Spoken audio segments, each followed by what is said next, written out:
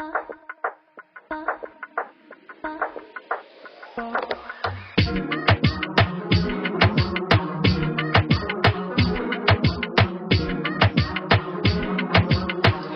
to another episode of Emotional Nightmares. My name is Tyler. I am your host, and on today's episode, we got a guest with us. She is going to share with us her journey of recovery. Like I said, we're still down here at Club 831 in Butler. So again, if you're struggling, pop in. You know, there's always somebody here. So with that, though, I'm going to give you my guest, Jessica. So Jess, go ahead and introduce yourself. Jess, I'm an addict. I don't know, I'll start back when I was born, I guess. You're going all the way to birth? I don't know where you want me to go. Just help me. Alright, so we'll start with, so tell me about life, right? Because, like, growing up, life's, it's pretty good, like, for the most part. Well, I mean, there's a lot of shit going on, right? Yeah, there's a lot of trauma. Yeah, a lot of trauma going on, but in the sense that you're hiding your trauma well. Yeah. Right? Because, like, I remember you from high school. Yeah, up to high school I was. I mean... You were doing good through high school, though. Like, you were, like, the A student teacher's pet. I did good, but I also, like, I was skipping school. I was getting, towards my senior year. In my junior, I was getting, like, suspended a lot because I just didn't want to be there. You graduated high school, though. No. I quit 2 weeks before I graduated. Okay. I did my senior project and everything to graduate, but I didn't have enough credits because I kept skipping and getting suspended. Gotcha. I had to do, like, I needed 2 more credits. I thought you were the only one of us to graduate. I still didn't, like, get a GD or nothing. Okay. But I got pregnant in 11th grade, or 10th, 11th grade, and that, like, I had him in May of that year, 2001, and I was supposed to graduate in 2002.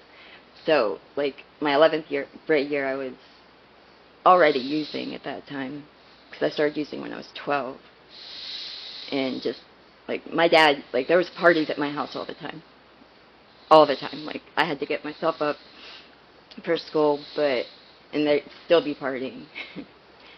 So, I went into, like, I would go into school. At this point, I started, like, I was smoking weed and taking pills, like Vicodin, and, hold on. But me and my cousin would sneak in the bathroom and do the Vikes. So I didn't really, like, I started into my addiction then, like, I wasn't dependent yet, but I just wanted them because I had a very addictive personality. Well, and you were trying to escape the trauma. Yeah, that's, like, I hated my home life. Like, I never felt like I fit in anywhere. I was a burden. And then I wanted a baby so bad, like, and I think I know what it was. I wanted, because I lost my mom at 6. Like, I had abandonment issues bad, and my dad I felt like was just pushing me off onto other people. But, damn, I said it. But, I ended up getting pregnant at 16, was with my kids' dad for 10 years, and I ended up having another one when I was like 21 or something. But that whole time I was using, like, it first started with weed, it went to pills. It was pills for a long time. Like, I started with Vicodin. Alcohol was always in the mix, too. Alcohol, like, but I wasn't really much of a drinker because my dad was. No, but we were always drunk at your house. I know. Weekends, yes. Weekends I did too, or I did drink. But, like, that, I didn't like that feeling because I had no control, I felt, anyways. Yeah. And I did stupid shit when I was drunk, so I turned to weed and pills. Then I think I was like, actually, my son was born, and I was doing morphine at that time, I remember. And it just, like, I spiraled down into that. Like, pills were everything. It made me feel better, you know what I mean? Like, I wasn't sad all the time. because that's what it was. Like, I just wanted to fit in so bad in high school that I had to, like, I was awkwardly shy, like painfully shy. You were pretty awkward. Yeah. Like, that was the only thing that made me feel anything, I guess. Like, I fit in a little bit, I guess, because that's what I've known my whole life was just, like, I watched other people numb themselves, so I call it. But, yeah, trauma was definitely my gateway drug, though. Then I started hanging with people, stealing shit from stores. And then, like, my kid's dad got arrested. He went away for, like, 9 months. And at this point, I had a 4-year-old and a newborn, or 2-year-old, or no, he was a newborn, maybe a year old. And their dad left. And I just, like, slipped even further into my addiction, because that's what, like, I always felt like I needed somebody to love me. You know what I mean? I was trying to fill that void of my mom, is what I'm assuming. And, like, I don't even know. I waited, like, I was getting high. At this point, I started smoking crack and doing coke. Like, I did everything, literally. Whatever took me out of myself, I was doing. Yeah. Because I just didn't like the person I was. The trash can effect. Yes. I'll do whatever it is, whatever. That's what I always tell people when they say, what's your drug of choice? I'm like, my drug of choice was always whatever gets me out of me. Exactly. Whether it be actual drugs or relationships or shopping or whatever it is. Whatever gets me out of me. When I lived in Rocky Grove, my kid's dad didn't go to jail yet. And we would be sitting in the house, just, at this point we were doing oxys, and I would be sitting on my heater just, like, praying for someone. That show Intervention was on, and, like, praying for someone to just come intervene me, like, take me to rehab. But it never happened. I just kept doing more and doing more, and then when he went to jail, I got on methadone. I started going to the methadone clinic. That happened for, like, 5 years. I was mixing benzos and methadone. That's what most people do. Yeah, it was. And stealing. I still can't believe that we legalized methadone. Like, I mean, whew, that shit's wild. Then, like, I ended up, it was all bad. Like, I was just running for myself, really. Or the feelings, I didn't want to, the grieving and stuff I didn't want to deal with, because I didn't understand how to deal with it. Like, yeah. I have some mental issues that were from trauma, other things that, like, I'm going to say, I can't handle my emotions. I don't know how to express them. I'm like a black or white thinker. And, like, this is still today fucking with me bad. Like, I start therapy on the 21st, thank God. It's awesome. Uh-huh. That's awesome? Yeah, I know. What kind of therapy? I don't even know. I told her it's for BPD. Like, I need someone for BPD. Nice. And because I did the EMDR, but it wasn't for me, but only because we were doing it over the phone, and I'm like, I can't. My dog's barking over here, and I'm like, I can't. Yeah. It's way different in person because so it's very intense. That way, but I know I need it because I have, like, lots of trauma. Yeah. Like when my mom died, that I did. Part of me went with her. I wasn't, like, I have pictures I was looking back on, and I used to be so happy when she was alive, and then I see pictures after, and you can just see how sad I was in my face, and that hurts. I just want to hug myself back there. Oh, it's okay. But so where was I? You know what? Well, I'm gonna say it anyway because she won't get mad that I mention it. You remember LaFawn? Yeah. Have you talked to her? Not recently. So listen, she does this therapy stuff, and I did it with her the other day to see what it was about. It's pretty good, right? Because, like, I can't remember the name that it's called. Reiki? No, it's not Reiki, but it's similar, right? Yeah, I think it's somatic therapy, might be the name. I'd have to look at my phone, which is clear across the room. But anyway, I say that because what it is it's about, like, the traumas that are stuck in our body. Yes. Right? Because, like, we have these traumas in our body, and it's about getting the traumas out of the body, right? That also might be an avenue that you might want to do I definitely is to talk with her. Yeah. Because, like, one, and you feel comfortable with her because, like, we all just kind of grew up together. But two, like, it's some good shit. Like, yeah. it was some really good shit. So. Yeah, definitely. I'll try anything, man. Yeah. To save me now, not. Yeah, like, yeah, yeah. You know what I mean? Yeah. Like, if it's gonna help me, I just want to get better. That's like, and right now I know it's my mind. Like, I'm just stuck in patterns. Like, and I can see them, but I can't stop myself from doing them sometimes. If that makes What do you think your biggest pattern is? My mental, yeah. Like, I just don't take care of it, and then I get my feelings hurt or something, and I just get the fuck it, and I'll go just to numb myself again, because that's all I ever knew. Mm-hmm. And I don't want to do that, and it's going around people that I shouldn't be. So when you first came down here to Butler, though, right? Like you did really fucking good. Yeah, I got like 13 months. Yeah, you went to like over a year sober. Mm-hmm. What happened? A relationship. I get myself in my feelings, and it's like, because, okay, when I first came down here, my ex, we were like on and off. I was with him for 6 years. He was my soul, but we were also not good together. And I had clean time before I came down here. I had like 7 months, because I went to Washington to a three-quarter house, and I ended up moving back to Which is awesome, right? Yeah. Shout out to the people in Washington, because Washington, like, yeah, they are awesome. So, like, on this little road trip, we've done a lot. We've had a lot more females than what we normally have come on, because, as you know, females in recovery, it seems to be rare, right? Like, it's hard. It's hard for you guys in recovery, so we're trying to really bring more awareness to, like, women need help. You know what I mean? And, like, one of the things is like,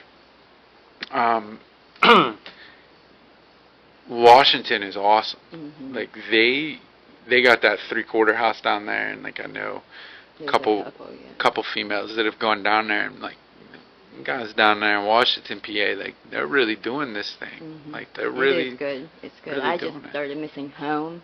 Yeah. And my on again, off again for 6 years, he, like, I loved this guy. Like, I did whatever. Like, it was bad. I mean, codependent, but yeah. Yeah, right. Like, yeah. So bad. I was chasing him down the street, like, get back here. It was terrible. But he had lost someone close to him, and he was messed up, and I didn't want him I was worried about him, so I'm like, I'm going home. I get back to Oil City. I was clean for a month, and I ended up relapsing with him, ended up overdosing. Like, I ate 4 Klonopin and did shot meth and heroin. He made, like, a shot for him, and I did it. And I woke up in the hospital. I bought a ferret that night. Like, it was crazy. Like, it was just crazy. I was still high when I woke up at the hospital, and I didn't know where I was. Like, I walked the wrong way because I didn't have a ride. I had no phone, no nothing. And then from that point on, it just kept, like, I felt so guilty because I just had clean time. So now that I got NA in my head, you know, like, it was not cool. Like, I was pissed at myself. So then, and to keep him around, I felt like I had to have it all the time or he wasn't going to be there. So at first I started just doing meth, and then I got right back into dope and overdosed like 14 times in that year, or 2 years I think it was. And then I decided, like, I needed to go back to rehab. So that's when I went to the rehab again. I did a 30-day program, ended up coming here to Butler, and I did good for a while. I mean, never dealt with my mental, though. Like, I was just, not using, You were just getting by. Yeah, white knuckling it. Yeah. And literally on the 13th month, the day of my 13 months, I relapsed on crack. And I don't even freaking like crack. Like, I hate crack because it just makes me want more and more. So then I was upset because I just lost 13 months. and I ended up doing what I like, and then some more. Like, I just was like, might as well do some more. Like, might as well enjoy it if I'm gonna do it. But even though I didn't, because I had to come back. Like, I'm never. That's the one thing. I do keep coming back, but I know it's an issue, and I don't want to keep doing that. You know what I mean? Like, Well, I mean, that's what I went. Ugh. So, like, when we're talking, and, like, one of the things we always talk about is, like, what is your overall message, right? And, like, I know, like, your message, like, overall is, like, just keep fucking coming back, Yeah. right? Because each time your life gets a little bit better, Yeah. right? And, like, you keep having some little hiccups along the ways, right? This last year, 2 years has been rough. I lost the love of my life, died. But we were like, he left my house and overdosed, and then was like, I had to go. I was the first one at the hospital, and I just stayed there with him because I was praying that he would wake up, but they were like, no, he's declared brain dead. So that hurt, but I just kept telling myself, because I got clean, like I had relapsed right before that. That's when I lost it. And he didn't know, but he ended up leaving because I got him in rehab. He left, came to my house, and seen that I was high, and ended up using with me. But he was also, like, I think, a schizophrenic. Like, he heard things, so he ended up leaving and walking home at 1 o'clock in the morning, and then later that week I got a phone call that he had overdosed. And so that, I don't think I've dealt with it. Like, it sneaks up on me still. And, like, yesterday was a bad day for me. I just missed him. I have all these memories, and I'm like, damn. Even though I know it probably would have never, I don't know. But then my stepmom, like my mom, she was my mom, she died just in November, the end of November. And then my grandpa just died. Like, it's just, and then a bunch of my friends are dying. Like, literally. Everybody's dying, Jess. Yeah. Like, and it's the crazy thing is like, that's why I hate looking at social media, and I hate grabbing the newspaper, because, like, everybody we grew up with is dying. Like, they're all dead. And, like, it's just sad, man. These drugs are killing everybody. But then I get so depressed, because I look at death different, too. Like, it makes me feel bad because I'm being selfish. I want them here. But I also think of death as, like, you just wake up. Like, you wake up in the spirit. And so then I get in my fucked up head, and I'm like, well, I want to wake up. Like, I just... You know what I've learned with death? And this is actually from DMX, so I can't take credit for it. But what I've learned that's helped me the most is we only miss those that we love for our own selfish reasons. And when we let go of selfishness, we can celebrate the life that we had with that person, right? So not even death, but other relationships as well too, right? Like, we only miss those people for our own selfish reasons, and when we let go of that, like, damn, we can move forward in that journey. Yeah. I want to, like, I think I don't know if I'm numbing myself or just, like, stuffing all those deaths, because I haven't really cried but over my exes. But well, I think you're stuffing it. Yeah. Overall, right? Just yeah. like the last girl that was up here, right? Have you? That's why do you see your pattern? Yeah. Right? Like, your pattern is like the same thing, right? Like, where you're jumping into relationship after relationship, you're not really taking the time to focus on you and love you. And when I do, I have noticed, like, I do a lot better. And, like, funny how that works. It is. Right? But there's always this part of me, like, I feel like I need, like she said, I need someone there. I think it's you need you. Yeah, you need you. Yeah. Once you learn to, again, self-love is the best love. Once you learn to love you. I can preach that all day, but I just can't do it. Absolutely, right? Yeah. But, like, the moment you can look in that mirror and say, I love you and everything about you and I'm okay with you, then maybe you can do a relationship, right? But, like, your next relationship, right? Let's do that different, right? I'm trying. Like, maybe, like, just go to dinner with them and then be like, now go home. Don't come back to my house, and I'm not coming to your house. Yeah. That's right now. Like I work. That's what when I came down to Butler, I got a job. Like I wanted to do everything the right way because I'm used to dancing. Like to be honest, like I danced for 13 years, so that's all I knew how to do really, and it was fast money and. Hey, you're a ballet. Yeah, yeah.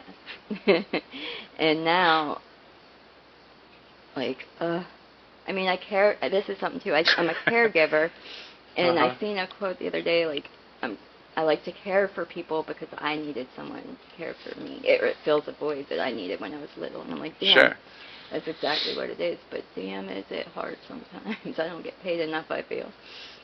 But nobody ever does. When I came down, like it's been 10 years or over, holy shit, since I've had my own place. Like I ended up getting to engage somebody else in this, like in my past, and I was with him for 6 years, and he ended up cooking meth, making meth, and like that just put me even further down. And that's when I lost touch with my kids. Really, like I was still in contact with them, but not like I should have been. Right. You know what I mean? I was a shit mom for that.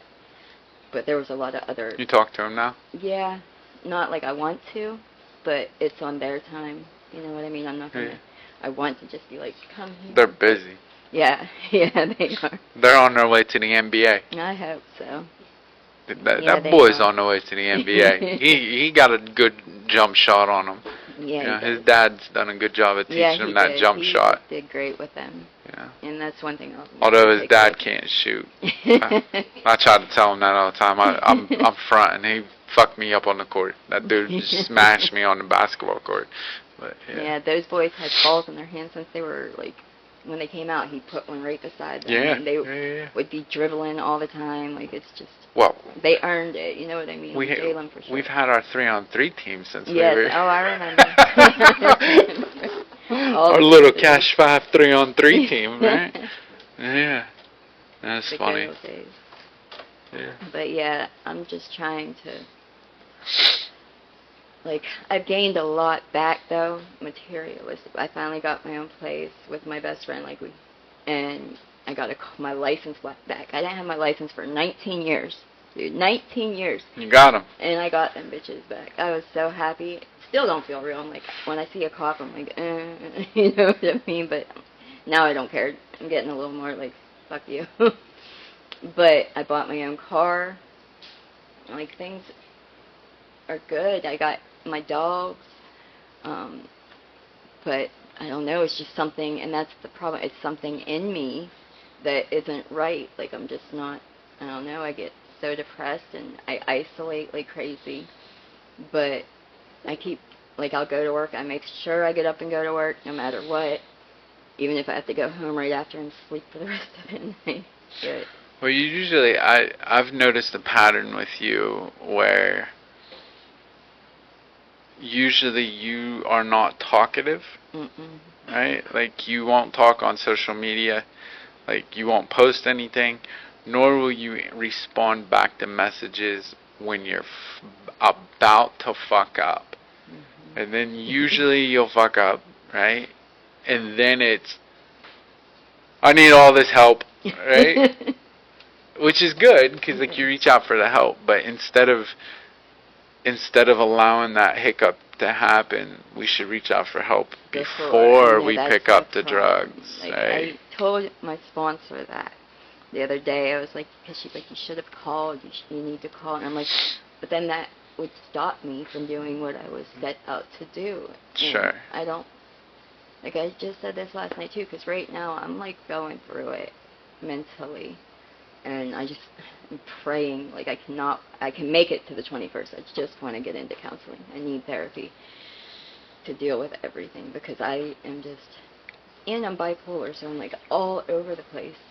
Yeah, but like the difference is, right? So like I always ask people, what's different this time, right? And so far this time differently is like you're actually trying not to isolate. Yeah. And you're trying to be like, no, I'm out and about. Like, I got to do something and, like, get my ass into this counseling. And I've got to do these things, right? And unfortunately, the mental health field is it's so bogged down right now that it's hard to get an appointment, right? Yeah. It's wild, you know. Like, and then I also have like health issues, which I don't even know. Like, and that's just a whole other field. Like, I don't know. I just want to get better, dude. Like, I just want to be better. I want to be better than I was yesterday. I want to quit fucking up. Well, you're doing it, though. Yeah. Like you're still thriving. Like you're still True. pushing I haven't through. lost anything this last time, thank God, but I don't want to either. You know what Right. I mean? Like, I want Jake to have not died for nothing. You know what I mean? I take his death as like because I feel, I said this before to somebody, but if he would have been alive, like, I'd be using again. Most definitely, we'd be back together, and I'd be getting high back with him, because I just loved him so much, you know what I mean? But I feel like he died so I could get sober, and that's what he would want for me, but I keep fucking up. But I don't know. I just know it's a lot of mental. I feel as soon as I get into therapy and I'm doing better, like I'm keeping in contact with my sponsor. Some days are better than others, but I know I don't have to use today over that. Some days it's hard. As long as I keep myself around my group of people instead of isolating. Like, that's what I do. You're right. I isolate and then I end up using. And if I don't do that, and I know that now, then I'm hoping I have a better chance of success with that. We'll see. You'll get there. You'll get there. So you're doing good. Yeah. We're getting there. We're pushing through. Trying. So it's hope. Yes. Right? Yes. Like we have hope. Yeah, today we have hope. Yeah. Before I didn't. Yeah. No. Absolutely, right. So, alright, so I think we can wrap it there. Alright, you did good. Mm-hmm. Did good. Mm-hmm. So, alright, man, so I appreciate you for coming on.